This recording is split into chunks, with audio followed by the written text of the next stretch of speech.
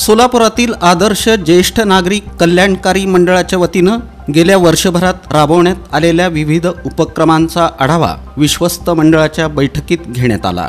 ज्येष्ठांच्या अडीअडचणी जाणून घेण्यासाठी आदर्श ज्येष्ठ नागरिक कल्याणकारी मंडळ स्थापन करण्यात आलं आहे, अशी माहिती अध्यक्ष विजय भोसले यांनी दिली। सोलापूरच्या खाद्य संस्कृतीत मोलाची भर घातलेल्या सुधा उपाहारगृहाच्या नवीन शाखेचा मोदी रेल्वे लाईन परिसरात रविवार दिनांक 12 मे रोजी सायंकाळी 6 वाजता मातोश्री श्रीमती पार्वतीबाई शंकरराव केणगी यांच्या हस्ते उद्घाटन करण्यात येणार आहे। उद्घाटनानंतर सायंकाळी 6 ते 9 या वेळेत मित्रपरिवारासाठी स्नेह मेळाव्याचं आयोजन करण्यात आल्याची माहिती गंगाधर विश्वनाथ केणगी यांनी पत्रकार परिषदेत दिली। दिनांक 7 मे रोजी मतदानाच्या दिवशी रात्री 10:19 चेतन नागेश गायकवाड वय 25 राहणार settlement free colony number 3 Solapur आणि नरसिंग साहेबण्णा कोळी वय 31 राहणार सैफुल रेणुकानगर हाऊसिंग सोसायटी सोलापूर हे दोघे पसंतीच्या उमेदवाराला मतदान करण्यासाठी येणाऱ्या मतदाराला एक पांढरी चिठ्ठी आणि 500 रुपये रोख वाटप करत असताना मिळून आले। या दोघांवर पोलीस कॉन्स्टेबल सागर मोहन गोरामणीकर यांनी दिलेल्या फिर्यादीवरून सलगर वस्ती पोलीस ठाण्यात गुन्हा दाखल करण्यात आला। अधिक तपास पोलीस उपनिरीक्षक पवार हे करत आहेत।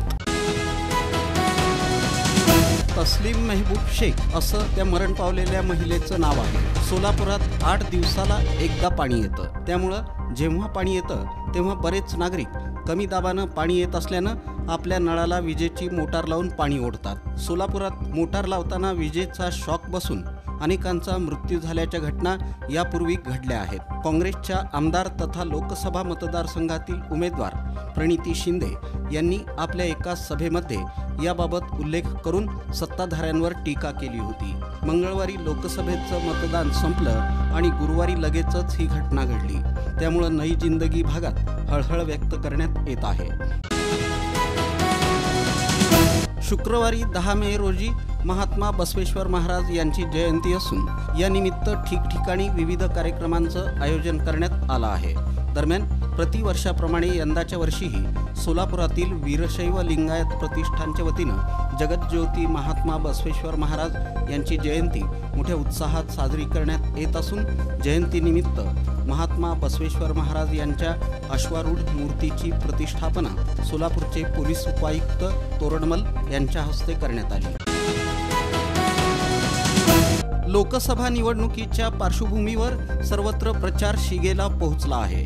MIMचे राष्ट्रीय अध्यक्ष असदुद्दीन ओवैसी हे देखील हैदराबाद लोकसभा मतदारसंघातून निवडणुकीत उभे आहेत। देशभरातून असदुद्दीन ओवैसी यांना प्रतिसाद मिळत आहे।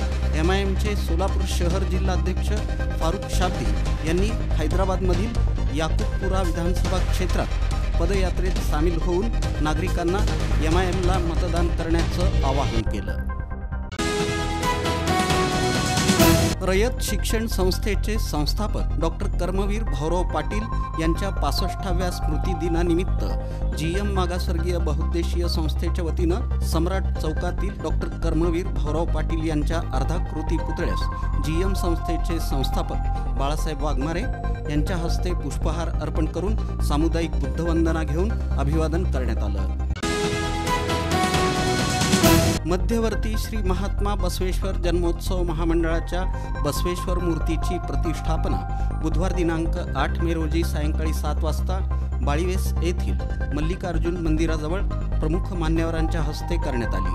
यावेळी नागणसूरचे श्रीकंठ शिवाचार्य महास्वामी, नीलकंठ महास्वामी, शिवपुत्र महास्वामी, प्रभुराज महास्वामी, सिद्धय्या स्वामी हिरेमठ यांच्या हस्ते आणि मंडळाचे उत्सवाध्यक्ष सुदीप चाकोते यांच्या प्रमुख उपस्थितीत करण्यात आली। मिळून संगनमत करून 24,33,86,020 रुपये इतक्या रकमेचा व्ह्युको प्रोसेसच्या जागेच्या व्यवहारात गैरव्यवहार करून ही जागा बेकायदेशीररित्या श्री ऐल्लक पन्नालाल दिगंबर जैन पाठशाळा अशोक चौक सोलापूर यांना विकून त्यातून आलेल्या रकमेचा स्वतःच्या फायद्यासाठी वापर करून त्याचा अपहार केल्यानं संस्थेचा विश्वासघात करून संस्थेची फसवणूक केल्यानं अविनाश बोमड्यालसह इतर 10 आरोपी संचालकांचा अटकपूर्व जामिनाचा अर्ज फेटाळून लावला.